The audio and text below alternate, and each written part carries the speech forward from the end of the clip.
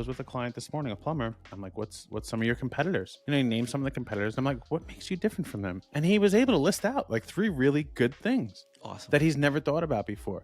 And this is what's allowing him to start to, for himself, understand what his competitive edge is. Mm-hmm. But once we realize that, and I give them the clarity on that, and I give them the tactic on how to use it, then Tom, what are you doing on your side with this competitive edge side? My favorite part about this is one is helping people to avoid running into the imposter syndrome, right? That's number one. Because a lot of times what happens when you look at your competition, you start the comparisons. And when you start the comparisons, you find the inadequacies with yourself and your business. And then you're like, oh, we're not good enough to compete. And then we're imposters, and then the imposter syndrome comes in.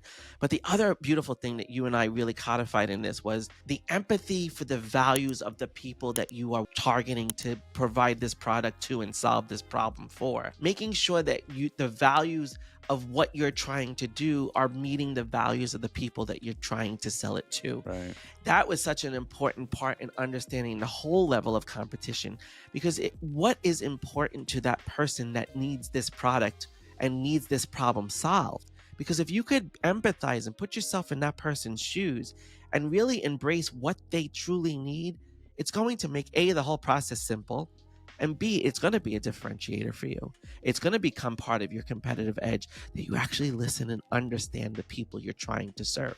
Absolutely. That's something that, like I said, I've done for quite some time. Tom and I have implemented. We've helped some clients with it. And really what we're going to do now is we are going to offer this out to people as individuals. Okay. We are going to offer this out to people as groups. We are going to do workshops on Zoom. We are going to do workshops live in person in Long Island, New York.